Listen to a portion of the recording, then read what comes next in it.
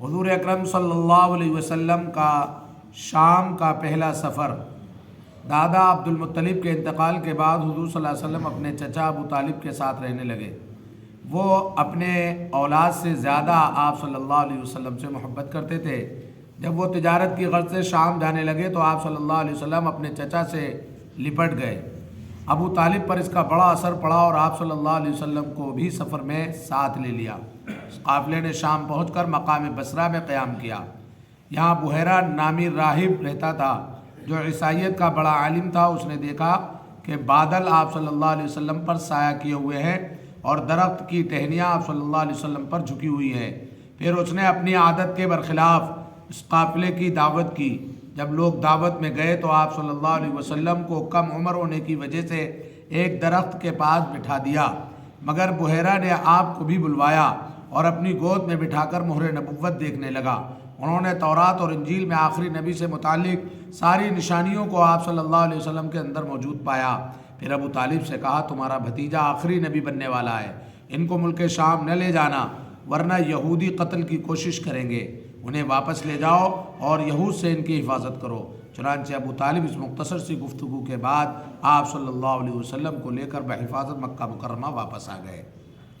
حضور اکرم صلی اللہ علیہ وسلم کا معجزہ، داد کا اچھا ہونا۔ ابیت بن عمال بیان کرتے ہیں کہ میرے چہرے پر داد تھا جس نے چہرے کو سفید کر دیا تھا۔ میں آپ صلی اللہ علیہ وسلم کی خدمت میں آیا اور اس کی شکایت کی تو آپ صلی اللہ علیہ وسلم نے دعا فرمائی اور چہرے پر اپنا مبارک ہاتھ پھیرا۔ ابھی رات بھی نہ ہونے پائی تھی کہ داد ختم ہو گیا۔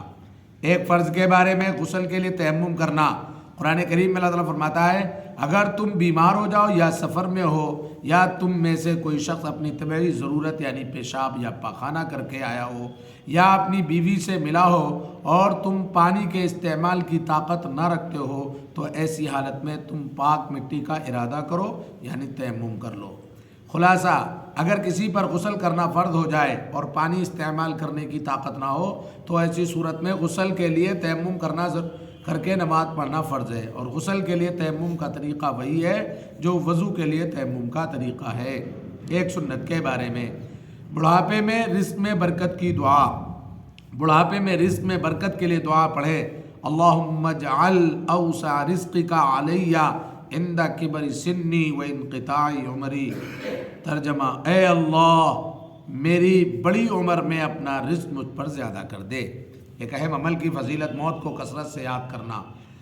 رسول اللہ صلی اللہ علیہ وسلم نے فرمایا، دلوں میں بھی زنگ لگ جاتا ہے جیسے لوہے میں جب پانی لگ جاتا ہے۔ تو پوچھا گیا، دلوں کا زنگ کیسے دور ہوگا؟ رسول اللہ صلی اللہ علیہ وسلم نے فرمایا، موت کو خوب یاد کرنے اور قرآن پاک کی تلاوت سے۔ ایک گناہ کے بارے میں، پاک دامن عورتوں پر تہمت لگانا۔ قرآن کریم میں اللہ تعالیٰ فرماتا ہے، جو لوگ پاک دامن عورتوں پر زنا کی تہمت لگاتے ہیں پھر اپنے دعوے پر 4 گواہ نہ لا سکیں تو ایسے لوگوں کو 80 کوڑے لگاؤ اور آئندہ کبھی ان کی گواہی قبول نہ کرو، اور یہ لوگ سخت گنہگار ہیں۔ مگر جو لوگ اس تہمت کے بعد توبہ کر لیں اور اپنی اصلاح کر لیں تو بے شک اللہ تعالیٰ بڑا بخشنے والا مہربان ہے۔ دنیا کے بارے میں، دنیا والوں کا حال۔ قرآن کریم میں اللہ تعالیٰ فرماتا ہے، اللہ تعالیٰ جب انسان کو آزماتا ہے تو اس کی روزی اس پر تنگ کر دیتا ہے، پھر وہ شکایت کرتا پھرتا ہے کہ میرے رب نے میری قدر گھٹا دی۔ حالانکہ ہرگز ایسا نہیں، بلکہ تم یتیموں کی عزت نہیں کرتے اور مسکینوں کو آپس میں کھانا کھلانے کی ترغیب نہیں دیتے، جس کی وجہ سے ایسا ہوا۔ آخرت کے بارے میں، قیامت کے دن لوگوں کی حالت۔ رسول اللہ صلی اللہ علیہ وسلم نے فرمایا، قیامت کے دن لوگ اعمال کے بقدر پسینے میں ہوں گے، کوئی تو پسینے میں ٹخنوں تک ڈوبا ہوا ہوگا اور کسی کے گھٹنوں تک پسینہ ہوگا، اور کسی کا یہ حال ہوگا کہ پاؤں سے لے کر منہ تک پسینے میں ہوگا، اس کا پسینہ لگام کی طرح منہ میں گھسا ہوا ہوگا۔ طب نبوی سے علاج، دل کی کمزوری کا علاج۔ رسول اللہ صلی اللہ علیہ وسلم نے فرمایا، تم لوگ سنترے کا استعمال کیا کرو کیونکہ یہ دل کو مضبوط بناتا ہے۔ فائدہ، محدثین تحریر فرماتے ہیں کہ سنترے کا جوس پیٹ کی گندگی کو دور کرتا ہے، قے اور متلی کو ختم کرتا ہے اور بھوک بڑھاتا ہے۔